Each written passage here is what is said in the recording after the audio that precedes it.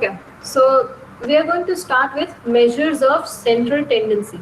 So when you know listen to this word measures of central tendency, आपके दिमाग में सिर्फ तीन चीजें आती है, which is mean, median, mode. Okay, ये तीन ही चीजें आती है because ये बहुत ही बेसिक है and that we have already studied in our school. अब इसका मतलब क्या होता है? जब आपके पास बहुत सारा डेटा हो, okay, and उस डेटा को आपको रिप्रेजेंट करना है किसी एक ही चीज में, तो आप ये मीन, मीडियन, मोड जैसी चीजें यूज कर सकते हैं. ओके, तो जैसे कि एक छोटा सा एग्जांपल देती हूँ मैं. आपको देखना है कि भाई आप एक कॉलेज में पढ़ने जा रहे हो. ओके, आप लोग अभी कंप्यूटर इंजीनियरिंग कर रहे हैं, ठीक है, कुछ लोग आईटी में है. आई थिंक ये वाली पूरी बैच आईटी की है, right? Everybody is doing IT over here in C batch. Yes ma'am. Yes. Okay, so now अगर आप लोग पढ़ क्यों रहे हैं? बिकॉज देयर आर सम जिसको इंजीनियरिंग के बाद ही जॉब चाहिए, किसी किसी को आगे भी और मास्टर्स के लिए जाना है. There are various other purposes. Okay, so for somebody who is judging a college on the basis of the placement, okay, तो अभी अगर कॉलेज जो है वो 20 साल से चल रहा है, तो हर साल कितने सारे बच्चे पास आउट होते होंगे, कितने सारे बच्चों को जॉब्स मिलती होंगी, तो वो एक बहुत ही बड़ा डेटा हो गया. ओके, 20 साल में न जाने कितने बच्चे हैं, हजारों में बच्चे हैं, उन सबको अलग अलग अमाउंट की जॉब मिली है, ठीक है, उन सबका पैकेज जो है वो अलग अलग है. तो इतने सारे डेटा को अगर मुझे रिप्रेजेंट करना है तो मैं क्या कर लेती हूँ, मैं एवरेज ले लूंगी. मुझे आपको बताना है कि भाई ABCD या फिर XYZ कॉलेज है, उसका एवरेज प्लेसमेंट जो है वो 8 लाख है, तो आपको लगेगा कि हाँ, क्योंकि चलो मेजोरिटी ना ज्यादा ना कम 8 लाख तो मिलेंगे अगर स्टूडेंट अच्छा है तो. This is what comes to your mind, yes or no? Yes ma'am. Okay, so this is nothing but this is known as the measure of central tendency. कि बहुत ही ज्यादा बड़ा डेटा है, तो उसको अगर हमें रिप्रेजेंट करना है किसी एक वैल्यू से, तो हम कैसे करेंगे? Okay, so that is why we use these things known as mean, median, mode, and then different types of mean. So let's, like, before the PPT, how about I show you a video? Okay.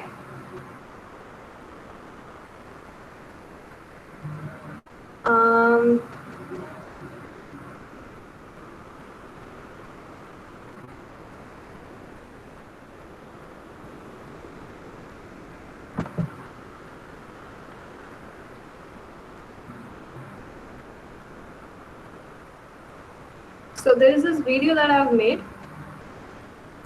Let's first have a look on that and then let's see. Alright? And इस video में अगर audio issues होंगे तो फिर मैं audio mute ही कर दूंगी सबके लिए, because right now since there are many issues that you are facing, so let's just consider that there is no audio in this video. Okay, so I'll start.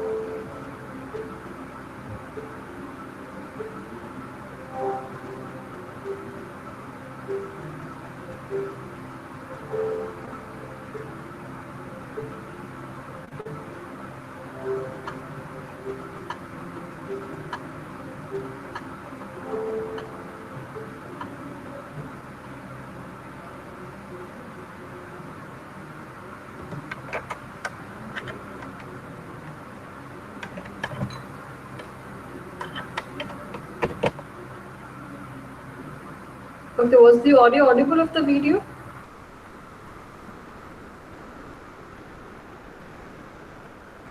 क्या आपको ऑडियो भी दिखा इसमें? Yes ma'am, थोड़ा सा tone आ रहा था, बस थोड़ा सा ही टोन आ रहा था. ओके, कोई बात नहीं. So that was just something very basic. Okay, मैंने आपको मीन का एग्जांपल एक दे दिया कि उसमें कब हम एवरेज लेते हैं, ठीक है. क्या कोई मुझे मोड का एग्जांपल दे सकते हैं, रियल लाइफ एग्जांपल जहाँ पे मोड कम हो?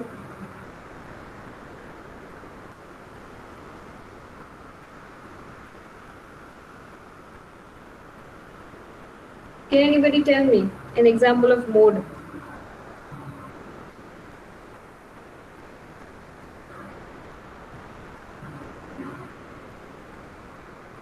Anybody?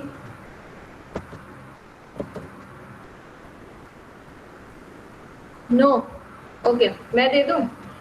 Does everybody use WhatsApp? क्या सब लोग WhatsApp यूज करते हैं? Yes, ma'am. Sure. Okay.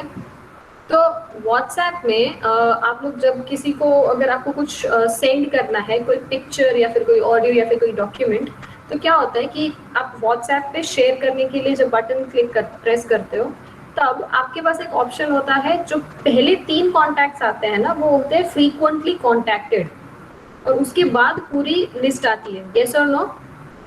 Yes, ma'am. Okay, so that works on this principle only. Mode is the frequently occurring data. ठीक है, जो आप सबसे ज्यादा अगर किसी के साथ चैट करते हो, frequently contacted, okay, you keep on texting that person more times, तो वो ऊपर आ जाएगा. okay, तो जो वैल्यू ज्यादा आकर करेगी, that is the mode. Okay, तो हमारे में भी जो फ्रीक्वेंटली कॉन्टेक्टेड लिस्ट में जो 3 नाम आते हैं, वो है मोड, है हमारा पूरा व्हाट्सएप लिस्ट के डेटा में से. ओके, रियल लाइफ एग्जांपल समझ में आया? Yes, ma'am. Okay. And median जो है, मीडियन भी एक तरीके का नॉट एक्यूरेट एवरेज ही हुआ. ओके, मीडियन हम तभी निकाल पाएंगे जब हमारा डेटा जो है वो असेंडिंग ऑर्डर में अरेंज्ड हो. ओके, असेंडिंग ऑर्डर इज छोटे से बड़ा. ओके, तो जब वो बढ़ता जाएगा तो बीच में कहीं पे उसकी एक एवरेज वैल्यू मिलती है, but it is not accurate. Okay, so that is known as the median. Okay, so now let's start.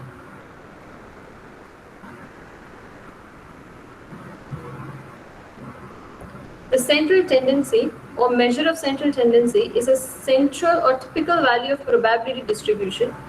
It is also called a center location of the distribution. Measures of central tendency are often called averages. An average is a single value which can be taken as a representative of a whole distribution.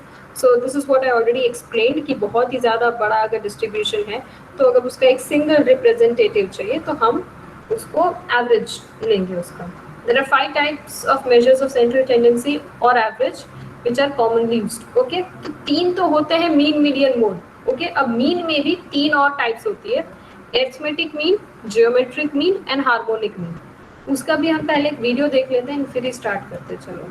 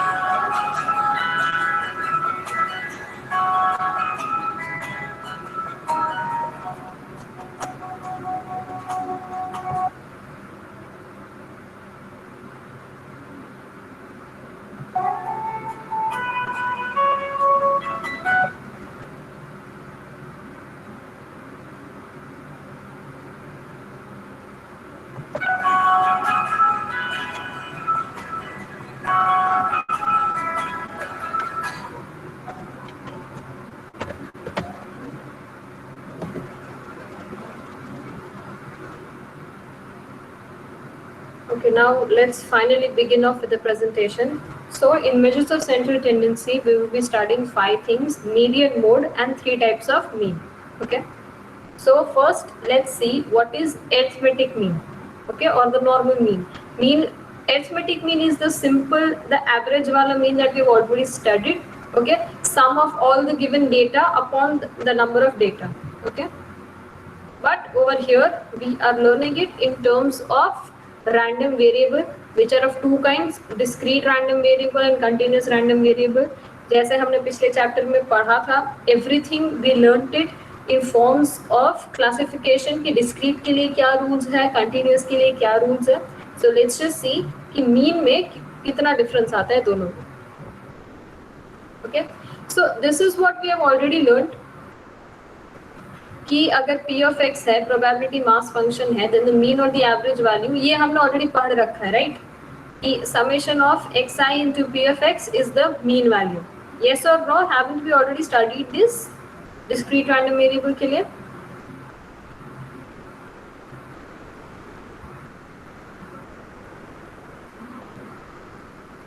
I don't hear a yes or no. Yes or no? Yes. Okay. समझ में तो चलो. तो ये हमने already. Did you just say no, Arman? Did anybody just say no? No, ma'am. ये आपने नहीं पढ़ा पहले? We have studied. हाँ, okay. Okay. So we have studied to find out the mean of a discrete random variable. Done. But what if we have to find out the mean of a function? Okay, यहाँ पे x जो था वो एक discrete random variable था, तो हमने क्या किया? That variable into the probability distribution. Okay, the probability of that. So we multiplied them both and then added them. So this is how we got the mean. But instead of x, if it is psi of x, okay, so psi of x over here is a function of discrete random variable. This is a function of x. तो हम क्या करेंगे? Function और उसकी probability जो है उसको multiply करेंगे. ओके, यहाँ पे it works the same way. Formula में there will be no change. The formula will remain same if you are talking about a variable or a function of a variable. For continuous on the other hand, this also we have learned कि instead of summation बस integration आ जाता है. Yes, so if px is the probability density function, then the mean or average value of a continuous random variable is known as the expectation and is denoted like this. So this is nothing but x into f of x. यहाँ पे p के बदले f होगा. यहाँ पे printing error है. Okay, so let f of x be the probability density function. तो average जो है वो ऐसे निकालेंगे. This also we have already studied. This is nothing new for us. Similarly, instead of a variable, if I have a continuous function, then I will just replace the variable by the function in the formula. Nothing else will change. All right. So what you do is, you write the name of the topic, then you write this formula, then you write these two things. Again, you write this name of the formula, you write this formula, and then you write this much. Start writing. I'll give you 3 minutes and be a little quick. Ma'am. Hello, Yes. I'm not getting, Yes. but your voice problem, ma'am. Your voice problem, ma'am. Voice is not issue. clear, Am I ma'am. not? Okay, voice is not clear. Hang on. Yes, ma'am. Okay, Your wait. voice is breaking, ma'am. It's clear, ma'am. Is it clear now?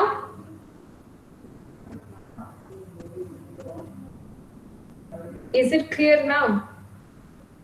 Ma'am, your voice is clear then and No, now. Okay, both the time it was clear only.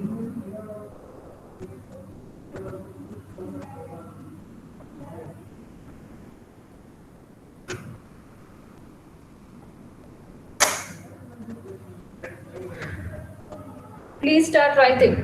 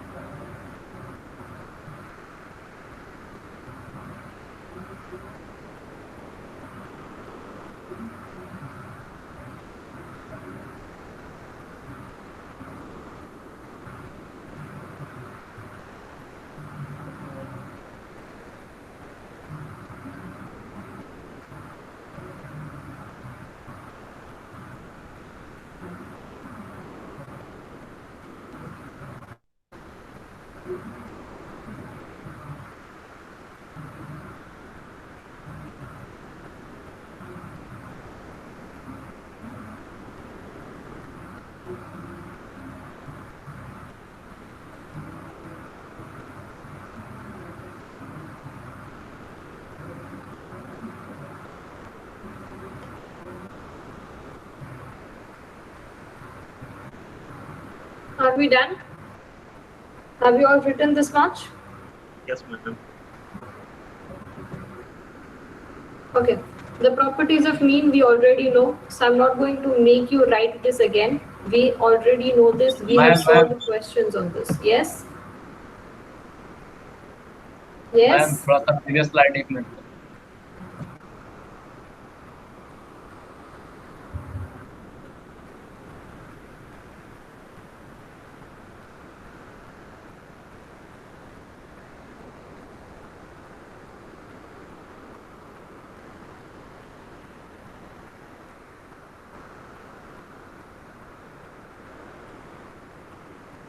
Done ma'am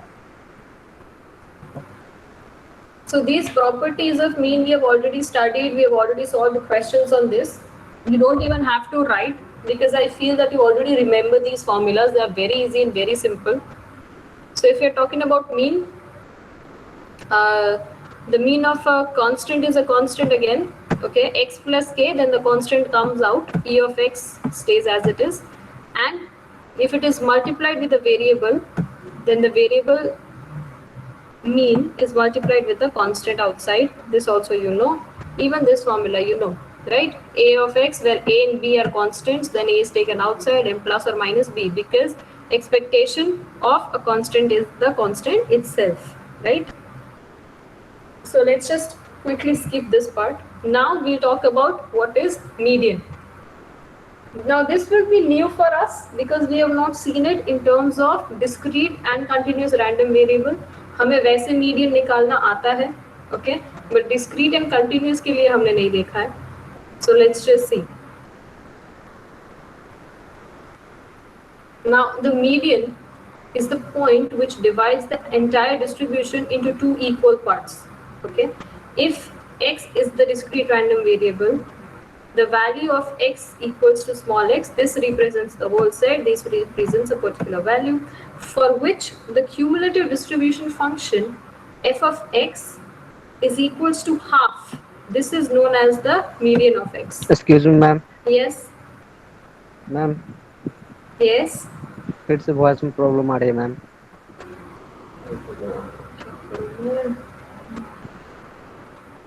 What is the actual problem? बीच में आवाज चली जा रही है या फिर बहुत धीमी सुनाई दे रही है?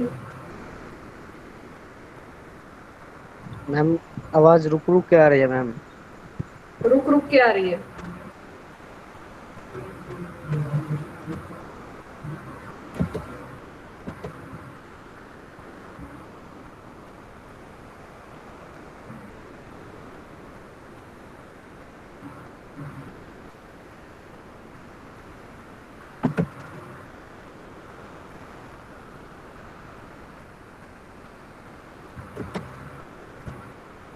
Okay, I'm sure this might work.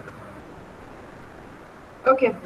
तो मीडियन में ये बोल रहे हैं कि हमने जो क्यूमुलेटिव डिस्ट्रीब्यूशन फंक्शन निकाला था, CDF निकाला था, ओके, उसका हाफ जो है वो हमारा मीडियन होगा। कैसे? ये सिर्फ और सिर्फ हमें क्वेश्चन जब हम करेंगे सॉल्व तब पता चलेगा। ओके, ऑलराइट, आप बस अभी इसको समझ लीजिए कि होता क्या है median. Okay, now if there exist no such x that fx is equals to half, then the median is given by this. Okay, तो ये कब होता है? जब ऑड और इवन नंबर्स के डिस्ट्रीब्यूशन होते हैं। ओके, ऑड नंबर अगर कोई होगा तो उसका एक सेंट्रल वैल्यू, उसका मीडियन जो है वो इजीली मिल जाता है। बट अगर इवन होता है तो हमें एवरेज लेना पड़ता है दो वैल्यूज का। Do you recall this memory? ऐसा हमने ऑलरेडी स्कूल में पढ़ा है कि नहीं पढ़ा?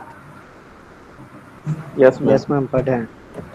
ओके, तो अगर मैं यहाँ पे टेक्स्ट बॉक्स पे आ जाइए सब लोग, यहाँ पे आपको थोड़ी वैल्यूज देती हूँ। सी,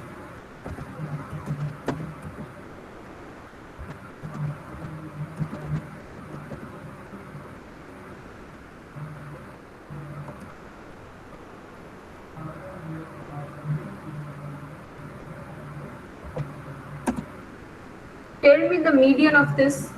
Write your values in the chat box. इसका मीडियन क्या होगा बताइए।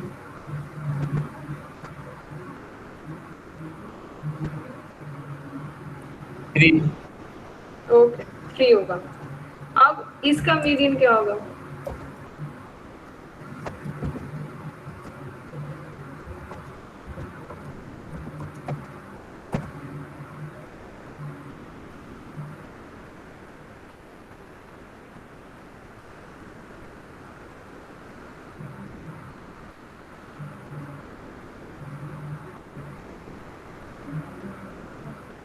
Sumant is saying 2.5. What about others? इसका क्या मीडियन होगा?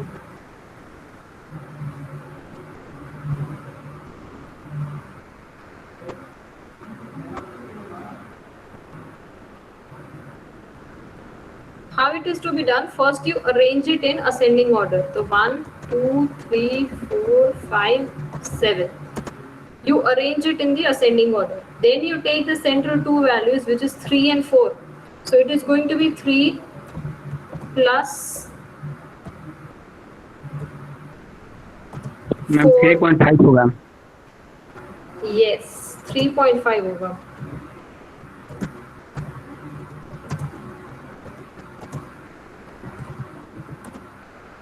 देखो, जब तुम एक बार पहले डेटा सेट को जब असेंडिंग ऑर्डर में अरेंज करते हो एंड फिर तुम्हारे पास एक सेंटर वैल्यू नहीं आती, दो आते हैं। ओके, और उन दोनों का जब तुम एवरेज करते हो, that is when you get the mean.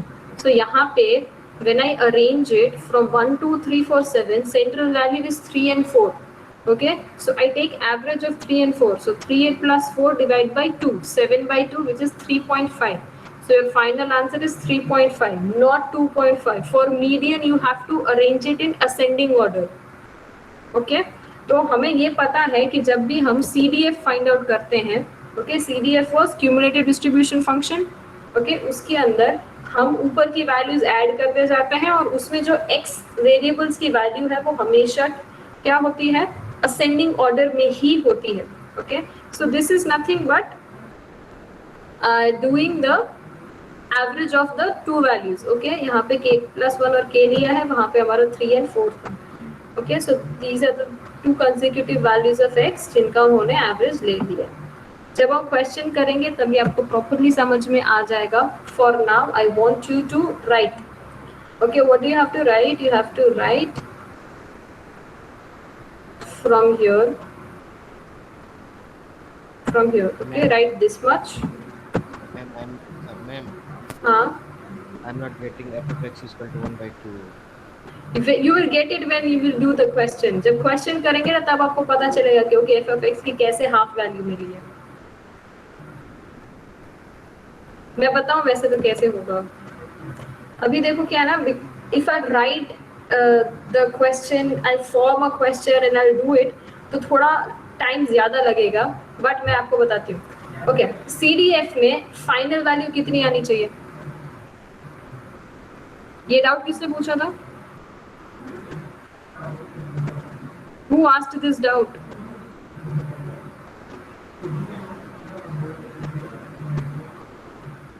Who was the one to ask this doubt? अरमान अरमान अरमान अरमान। आती हाँ अरमान, जब तुम क्यूमुलेटिव डिस्ट्रीब्यूटिव फंक्शन निकालते हो तो फाइनल वैल्यू कितनी आती है? आखिरी वैल्यू तुम्हारी 1 आती है, राइट? तो अब तुम्हें क्या करना है? सेंटर ढूंढना है। तो एक अगर पूरा का पूरा है तो एक का हाफ कितना हुआ? आधा। ओके, तो जिस पॉइंट पे, जिस x की वैल्यू पे f ऑफ x की वैल्यू तुम्हें 0.5 मिले, वो जो x है वो तुम्हारा मीडियन है। अब समझ में आया? ओके,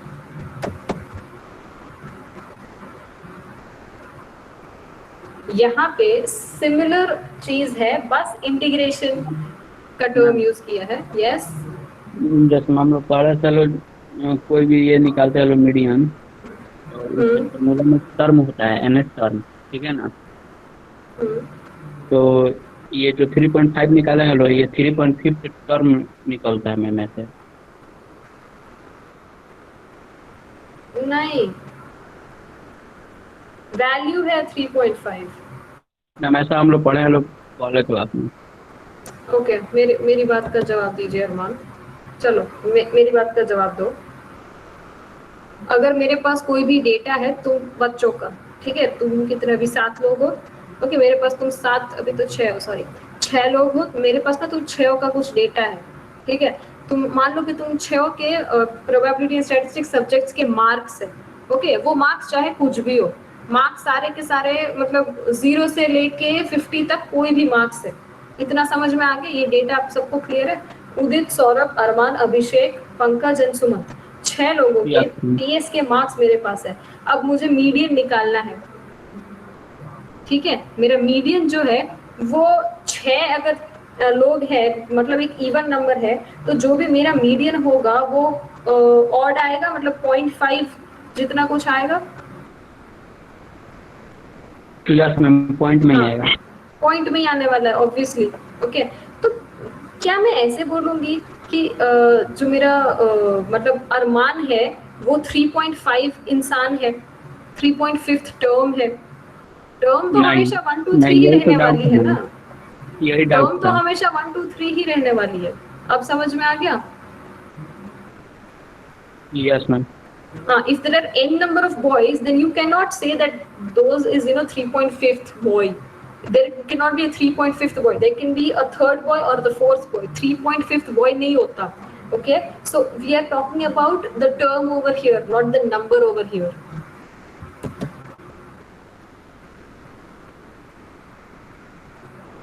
अब यहाँ पे जब continuous random variable है, okay, when we are talking about continuous random variable, तब summation के बदले integration का concept use होता है। So at this point we can say that जब हम integration करेंगे a to m या फिर m to b, okay, they will be equal and it will be equal to half. Okay, so by solving any of these we can find out the value of median. जब हम solve करने बैठेंगे तब m को m रख देना, final answer तुम्हारे पास होगा कि हाफ आना चाहिए। तो ये एक जो है वो अननोन रह जाएगा। इस अननोन को सॉल्व करने के बाद आपको ऐसे मीडियन मिलेगा whenever we are talking about continuous random variable. Okay, now let's see. Yeah, please write it off. Write this much. See, write the topic name and write the formula. Write the important main formula. आपको एक topic के नीचे बस 2-3 line ही लिखनी है। अब आप बड़े हो गए तो आप खुद से डिसाइड कर लीजिए कितना इम्पोर्टेंट है। ओके, फॉर्मूला आपको मेन लिख लेनी है सो दैट क्वेश्चन जब आप सॉल्व करें तब आपके पास काम आ जाए। बाकी PPT I am going to upload, so don't you worry about that.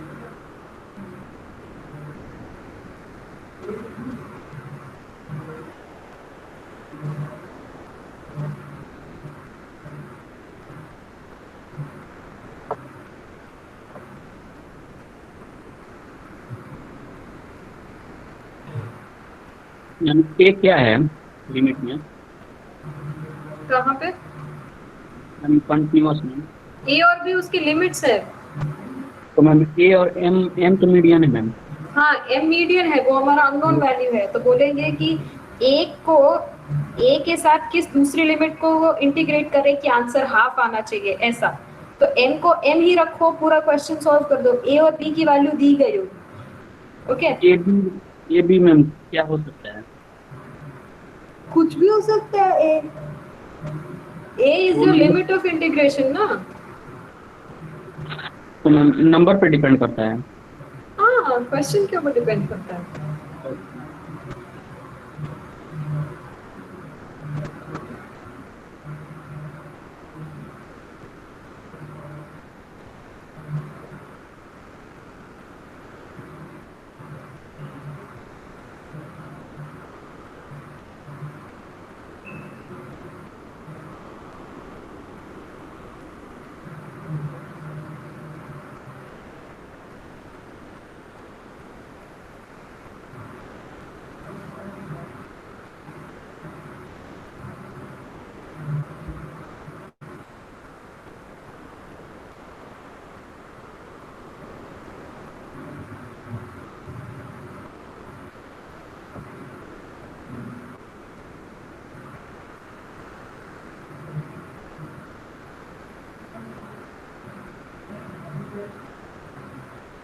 Okay, are we all done?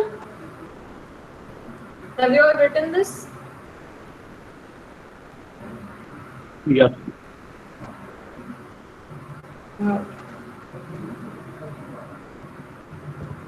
Now let's talk about mode. Okay. So mode was what? The frequently occurring data. Okay. For discrete random variable, mode is the value for which the probability is maximum. Okay, that is known as the mode. So to calculate mode, calculate the probability distribution and identify the value x is equals to small x for which p of x is maximum. Okay, so ये तो बहुत ही simple हो जाता है। अब अगर आप 6 में से ड्राइंग में कौन अच्छा है? सब कोई मैम। अभिषेक भी पिछले लैब में था। अभिषेक तिवारी में Abhishek is very good in drawing. Okay, for example, let's just say कि Abhishek is very good in drawing. तो अब एक engineering IT engineering students batch C में अगर मैं कोई ड्राइंग कंपटीशन रख पाती हूँ तो the probability of Abhishek winning it is maximum. Okay, तो तुम 6 का जो मोड है वो बन जाएगा अभिषेक। जिस भी वेरिएबल की प्रोबेबिलिटी मैक्सिमम होगी वो वेरिएबल हमारा मोड होगा इन discrete. Okay, and for continuous what will happen? The mode is the value of x for which f of x is maximum. Okay, यहाँ पे p of x maximum था, वहाँ पे f of x maximum है। And to calculate mode, find x which satisfies the condition. Okay, अगर ये condition जो है वो satisfy होती है तो हम उस x को बोलेंगे कि वो x जो है वो मोड है।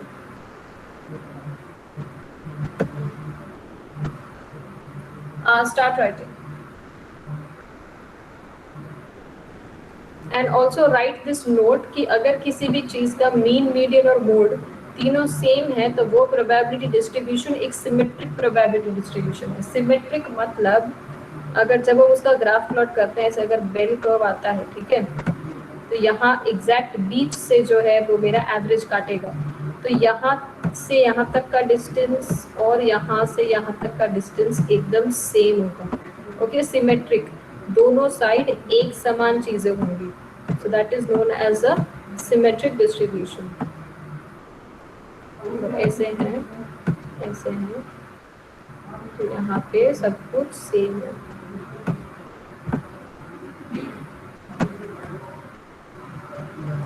Start writing this.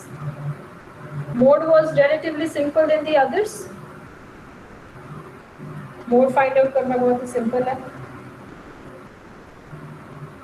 Yes ma'am.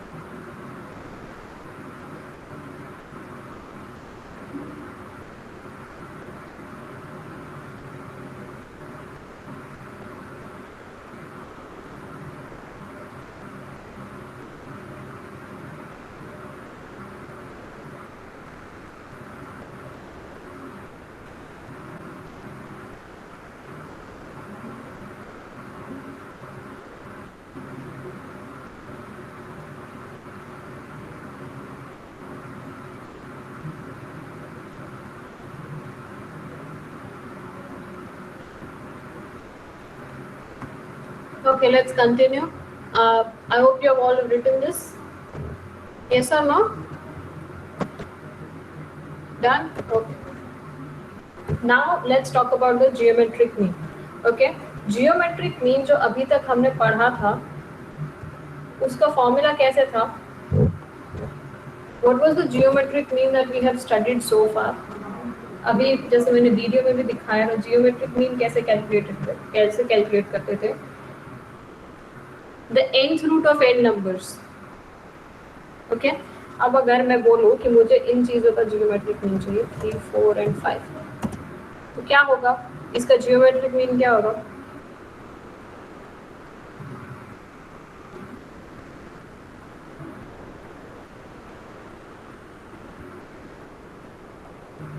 cube root of 60.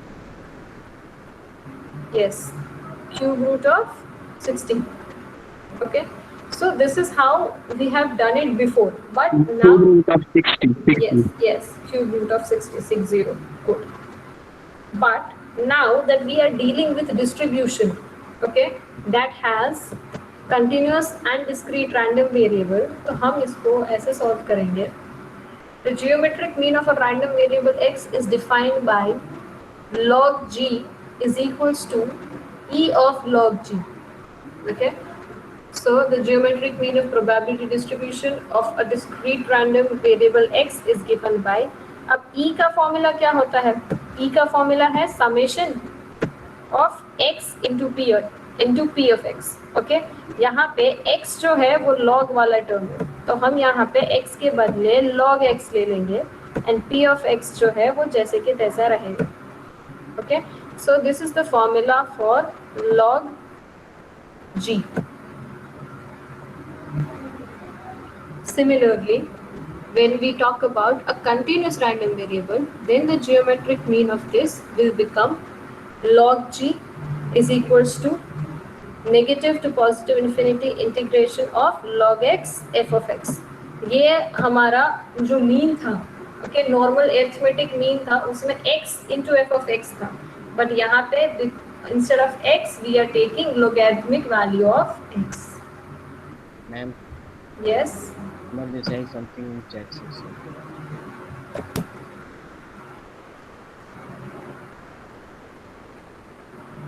Okay, all right. It's okay. Please take care of yourself and your family.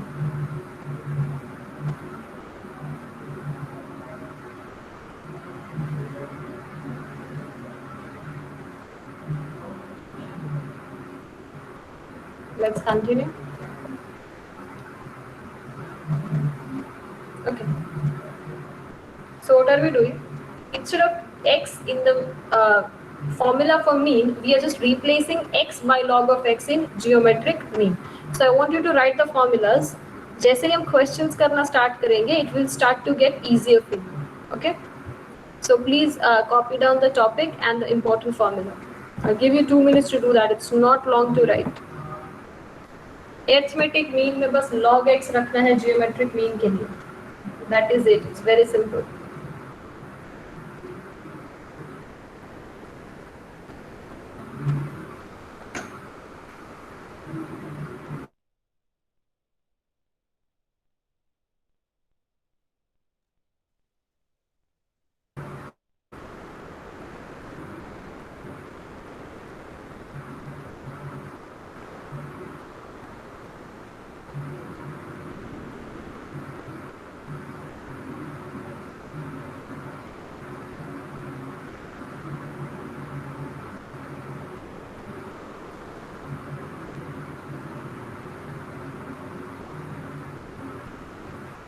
Okay, do you want to understand कि ये formula इसका क्यों है?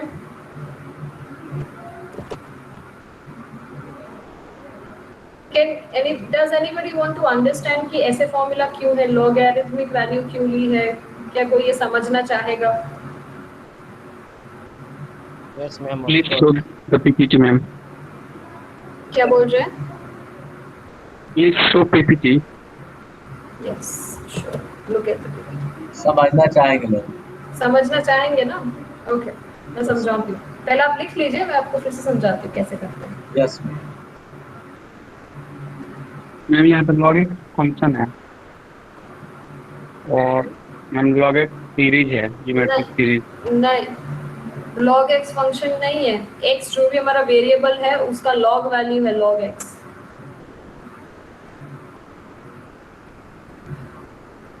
अगर आपका वेरिएबल 2 है तो log of 2, 3 है तो log of 3, ऐसे है।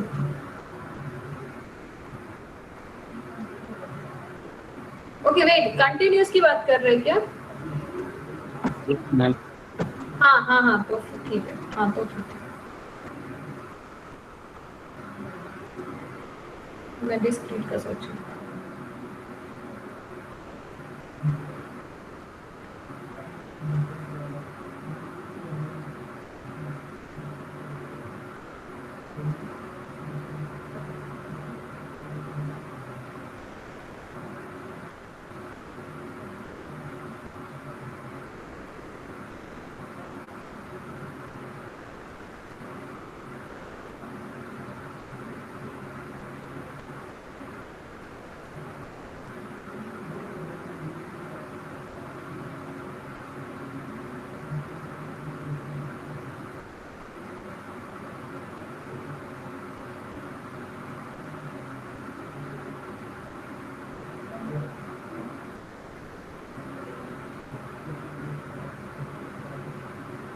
Done?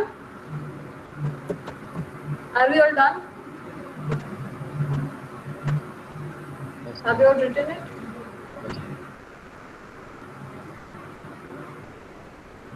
Yes, okay. So मुझे बताइए कि हमारा जो मीन है which is basic average, okay, हम बहुत बेसिक टॉपिक पे आ जाते हैं। जो एवरेज है वो कैसे निकालते हैं?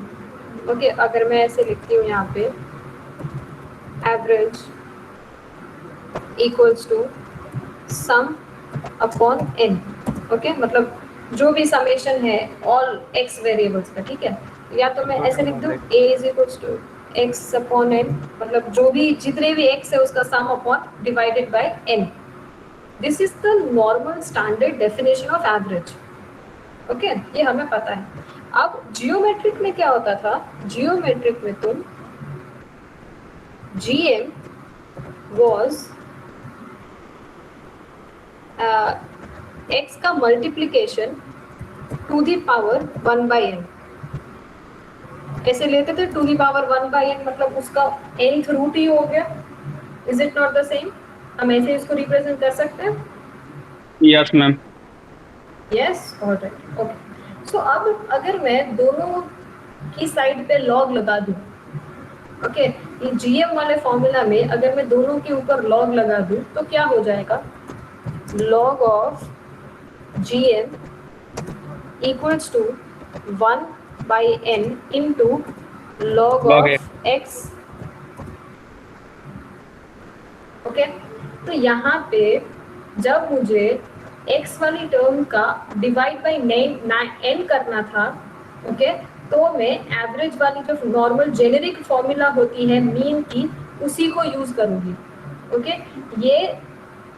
ये क्या हो गया? Average is equals to 1/n into x हो गया, 1/n इंटू एक्स हो गया। Average is equals to this. तो ये सिमिलर आ गया, सेम फॉर्मूला आ गई इसकी। लॉग वैल्यू को log of G of T उसको मैं एवरेज ले लेती हूँ, लॉग ऑफ एक्स को मैं एक्स ले लेती हूँ। मतलब मेरा जो समेशन वाला पार्ट था, जो मेरा जेनेरिक फॉर्मूला था, जो मेरा सबसे बेसिक एवरेज का फॉर्मूला था कि average is equals to x upon n, x is the summation. तो यहाँ पे मैं जब लॉग लगाती हूँ तो भी 1/n से डिवाइड करना पड़ता है। यहाँ पे जब मैं लॉग नहीं लगाती हूँ तब भी 1/n से डिवाइड करना पड़ता है। It means that the formula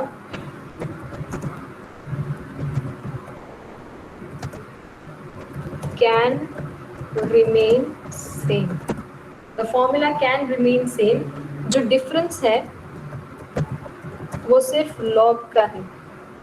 difference सिर्फ और सिर्फ लॉग का आएगा, बाकी मैं सिमिलर और same to same formula follow कर सकती हूँ, ओके। इसको ध्यान में रखते हुए हमारा जो फॉर्मूला था मीन का was summation of x into P of x. तो इन्होंने क्या किया, सब कुछ वैसे का वैसे रखा, बस जो x है उसको log x में रिप्लेस कर दिया, because this is how you can find out the similarity. दो चीजों की अगर बराबरी करनी है तो उनका कॉमन पॉइंट पहले देखना पड़ता है। Okay, so this is how this formula was born. अब थोड़ा क्लियर हो रहा है, थोड़ा समझ में आ रहा है कि क्यों ऐसे लिखा है, क्यों हम जियोमेट्रिक मीन ऐसे फाइंड आउट करते हैं। सेम फॉर्मूला यूज करके बस लॉग लगा दो। अब समझ में आया? Yes or no? Yes. Oh, good. Now harmonic mean.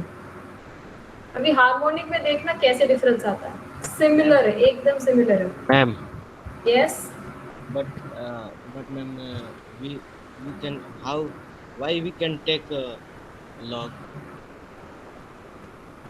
मतलब कि log क्यों ले रहे हैं? लॉग इसलिए ले रहे हैं क्योंकि यहाँ पे ये x to the power 1/n है ना, तो हम हर x को तो टू दी पावर 1/n करेंगे नहीं, क्योंकि यहाँ पे हम रैंडम वेरिएबल की प्रोबेबिलिटी डिस्ट्रीब्यूशन की बात कर रहे हैं। ओके, मैं अगर आपको ऐसे 3, 4, 5, 6 ऐसा डेटा दे दूं तो आपको यही वाली फॉर्मूला यूज कर दिए, GA is equals to x to the power 1/n। But जब हम प्रोबेबिलिटी डिस्ट्रीब्यूशन की बात करते हैं, ओके, तब हम मीन भी तो समेशन में लेते हैं ना। अरमान, अगर मुझे डिस्क्रीट रैंडम वेरिएबल की जो प्रोबेबिलिटी डिस्ट्रीब्यूशन है उसका अगर मुझे मीन निकालना है, तो क्या आप उसमें सबका सम करके डिवाइड बाय टोटल करते हैं या फिर समेशन xi into pxi ऐसी फॉर्मूला यूज करते हैं?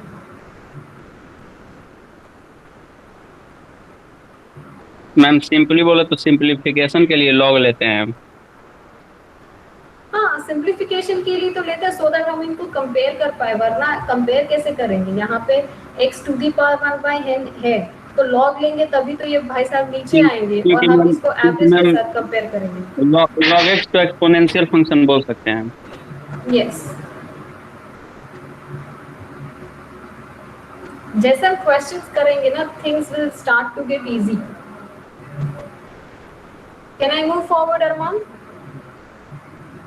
Yes, ma'am. So harmonic mean we saw कि हार्मोनिक का फॉर्मूला कैसे होता है, n upon all 1 upon x। Okay, जितने भी x वैल्यूज है उन सब का समेशन, उन सब के x वैल्यूज के रेसिप्रोकल का summation. Okay, so n the number of x values divided by the summation of all reciprocals of x. Okay, this is how we deal in it. Okay, formula क्या होता है, n upon summation of 1 divide by xi। ठीक है, सारे x's का summation n divided by, sorry,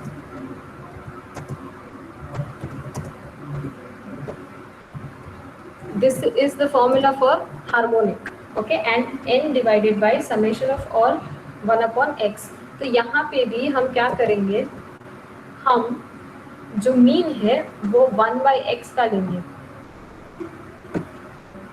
get it?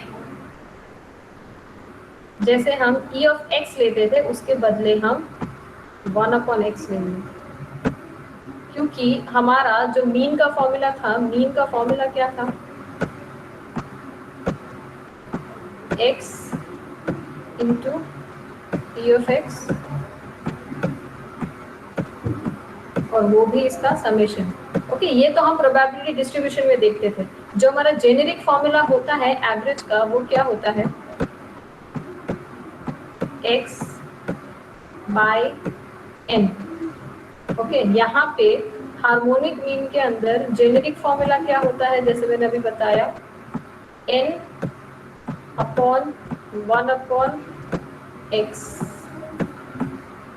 Okay, इसका summation, यहाँ पे इसका समेशन होता है। ओके, तो ये जो है ये इससे उल्टा हो जाता है। ओके, तो हम इसको 1 अपॉन h बोलेंगे। तो जो भी प्रोबेबिलिटी डिस्ट्रीब्यूशन का फॉर्मूला होगा वो उसका रेसिप्रोकल मांगेगा। ओके, बिकॉज ये 1 अपॉन h है। Okay, so will write 1 upon h is equals to expectation of 1 upon x। Okay, so 1 upon x में हम 1 upon xi into p of x इनका समेशन लेंगे। This will be the only difference between the formula of expectation and this. Similarly यहाँ पे भी x के बदले 1/x, जो हम इंटीग्रेशन कर रहे थे minus to positive infinity, that remains the same, no change. Okay, please start writing. If you have a doubt, ask me.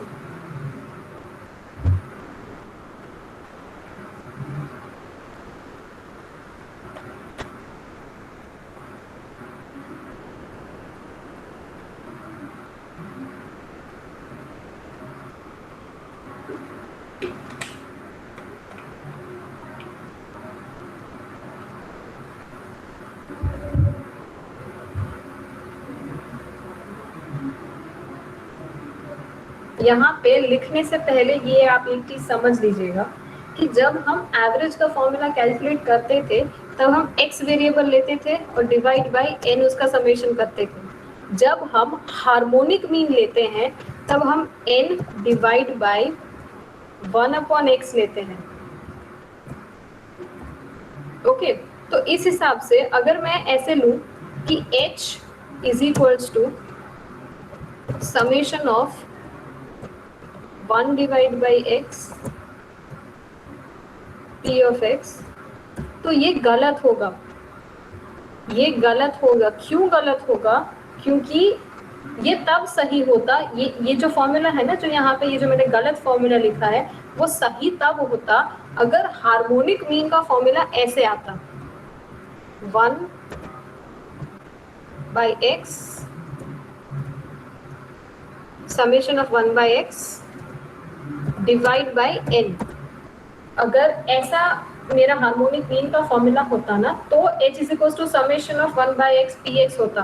But क्योंकि ये चीज रेसिप्रोकल में है, ये चीज का जो फॉर्मूला है एक्चुअली उल्टा है, ऊपर n आता है, नीचे रेसिप्रोकल आता है. So it is necessary to note that the formula is given by 1/h. Okay, ये रेसिप्रोकल ऑफ h हम लिखते हैं इसको.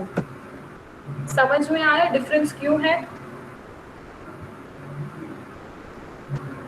Do you get the difference?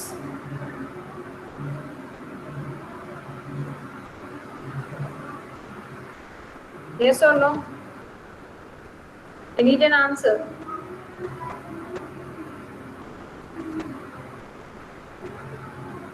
Saurabh, Udit, Abhishek, Pankaj, Armaan.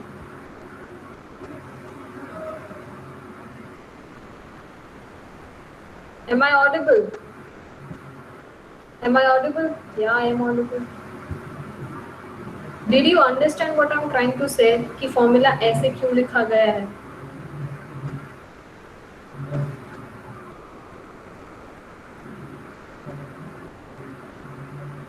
Armaan अलीनो. Okay, I'll explain it to you again. देखो,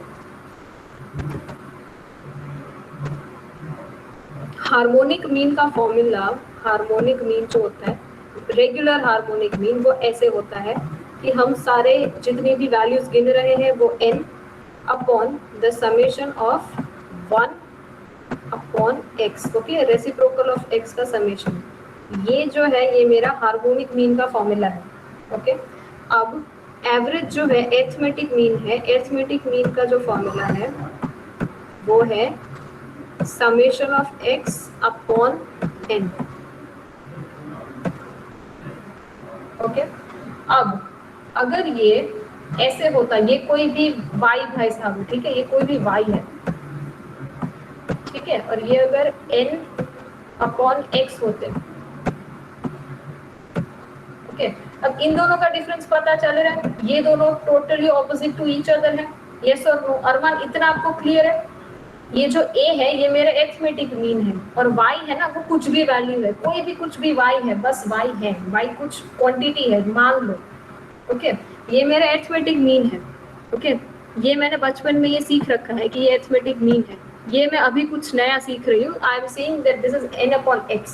okay, तो अब अगर मैं इसको ऐसे बोलती हूँ दैट फॉर एर्थमेटिक मीन, जब हम डिस्क्रीट रैंडम वेरिएबल और प्रोबेबिलिटी डिस्ट्रीब्यूशन की बात करते हैं, तो मैं इसको ऐसे लिखूंगी, summation of x into P of x. अरमान, इतना क्लियर है आपको जो मैंने अभी तक बोला? a is x upon n average, y is कुछ भी, ओके, कुछ भी y है जिसकी फॉर्मूला a से उल्टी है, n अपॉन x है. तो अगर मैं मीन जो मैंने ऑलरेडी पढ़ रखा है, मैं मीन बोलती हूँ summation of x into P of x for a, तो मैं y के लिए क्या मीन बोलूंगी? y के लिए मीन का फॉर्मूला क्या होगा? Arman, write it in the chat box. जो मैंने अभी बोला वो सुनाई और समझ में आया हो तो प्लीज ये y के लिए क्या वैल्यू होगी आप चैट बॉक्स पे लिख के बताइए।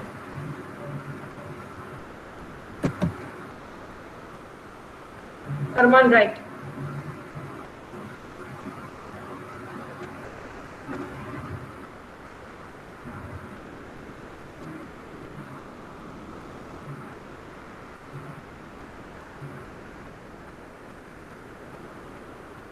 Summation of x into p of y. No, I don't think you are clear with anything. इसका formula summation of x into P of x है, तो इसका फॉर्मूला ऐसा नहीं होना चाहिए summation of 1/x into P of x। अरमान, कहाँ पे हैं आप?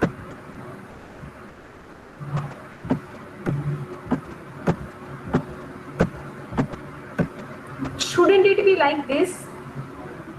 x by n का फॉर्मूला अगर x into P of x है तो n by x का फॉर्मूला ऐसे नहीं होना चाहिए 1/x into P of x। होना चाहिए कि नहीं होना चाहिए? अरमान के अलावा लोग समझ रहे हैं?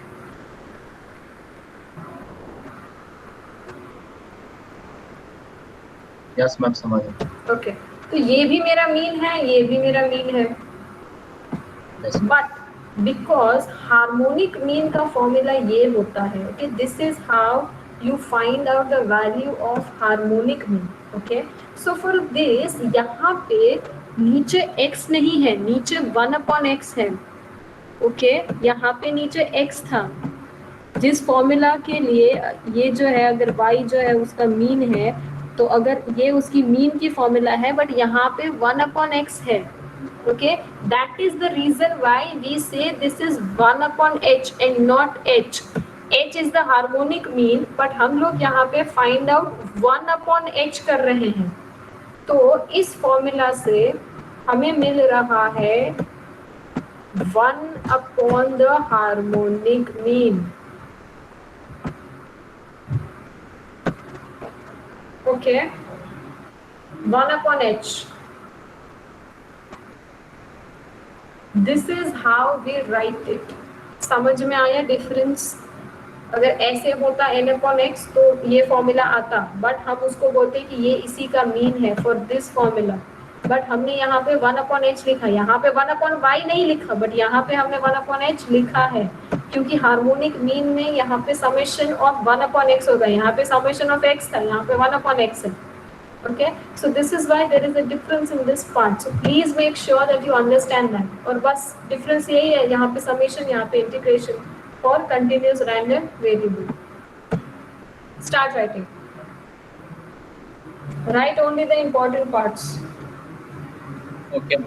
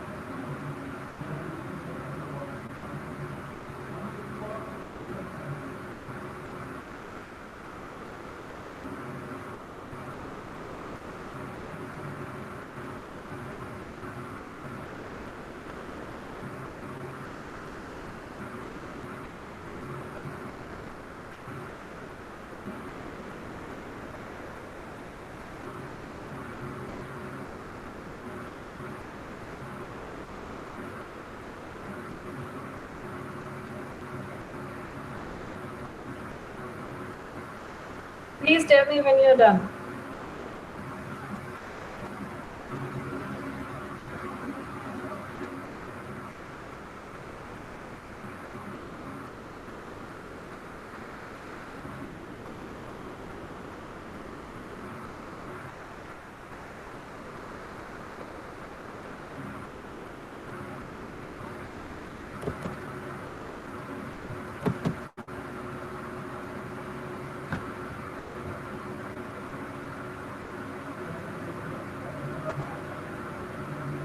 done. Done? Okay. Now we already studied measures of central tendency. Now we will be seeing measures of dispersion. Okay.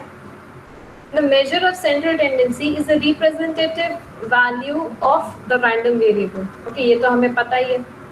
But it is important to know how the values are clustered around or scattered away from the measures of central tendency. इसका मतलब क्या हुआ कि ये data okay आप सबको ये scatter diagram पता है क्या होता है?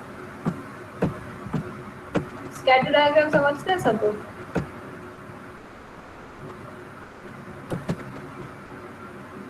Do you all understand what is scatter diagram? Please write yes or no. No, ma'am. You do not understand scatter diagram. Anybody else? Udit, Saurabh, Pankaj, nobody knows what is scatter diagram? Oh, okay. Alright. How about I show you what is a scatter diagram? So what? Let's do one thing. Let's see हमें आगे और कितना पढ़ना है.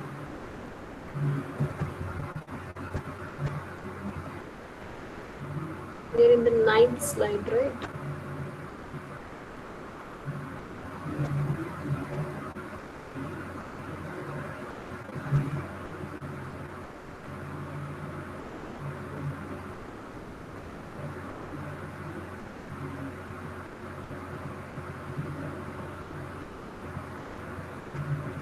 Okay, let's first do some questions. Okay. उसके बाद हम जो है ये measures of dispersion जो है ना वो मैं बाद में आपको सिखाती हूँ. ऐसा करते हैं, ठीक है? Because I'll show you what it actually is. हम सिर्फ फॉर्मूला नहीं पढ़ेंगे, हम उसको समझेंगे प्रॉपरली. तो अभी के लिए मैं ये स्किप करती हूँ. हम लोग ये ना नेक्स्ट सेशन में करेंगे. So that मैं आपको क्या है पूरा एक डेटा एक्सेल शीट बना के दिखाऊंगी कि जब इतना ज़्यादा डेटा होता है तो उसका स्कैटर डायग्राम कैसा लगता है, उसका मीन कैसा लगता है. ओके, हम एक पूरा का पूरा कैलकुलेशन समझेंगे, तब मैं आपको ये टॉपिक्स करवा दूंगी, QD और MD और वो सब चीज़. ओके, हम पहले ये देख लेते हैं वेरिएंस एंड स्टैंडर्ड डेविएशन जो हम ऑलरेडी कर रखे हैं, and then will do a few questions and then end today. Okay, so that थोड़ी प्रैक्टिस भी हो जाए, वरना बहुत ही ज़्यादा हेवी थियोरी हो जाएगी और कोई भी क्वेश्चन की प्रैक्टिस नहीं हो पाएगी. Right, so I leave this right now. कल करते हैं ये स्कैटर डायग्राम के साथ समझाऊंगी आपको. हम खुद से कैलकुलेट करेंगे, खुद का ही क्वेश्चन बनाएंगे. ओके ओके, स्टैंडर्ड डिविएशन पढ़ रखा है हमने, दोनों के लिए पढ़ रखा है. ओके, सो इसमें हमें कुछ भी नहीं करने की ज़रूरत. वेरिएंस का स्क्वायर रूट भी स्टैंडर्ड डिविएशन. ओके, वेरिएंस का फॉर्मूला भी हमें आता है. ये मैं लिखने के लिए भी आपको कोई टाइम नहीं देने वाली हूँ. ओके, वेरिएंस ये रहा.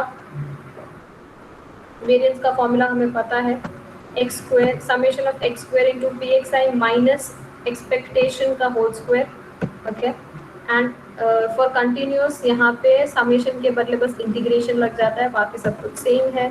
हमें ये वेरिएंस की प्रॉपर्टीज भी पता है. Variance of a constant is 0. Okay, so variance of x plus k will only be variance of x, क्योंकि कांस्टेंट के लिए वो 0 है.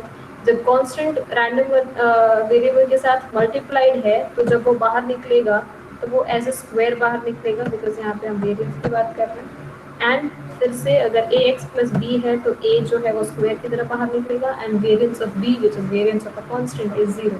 तो ये प्रॉपर्टीज भी हमने पढ़ रखी है, इसके ऊपर हमने क्वेश्चंस ऑलरेडी कर रखे हैं. This is nothing new for us and I am taking a yes in this part. मैं यस मान के चल रही हूँ. Standard deviation is nothing but the square root of variance, that is also what we know. So let's just directly go to the questions, and ये हम लोग आज के सॉल्विंग वाले पार्ट में करेंगे. So I am gonna stop recording right now.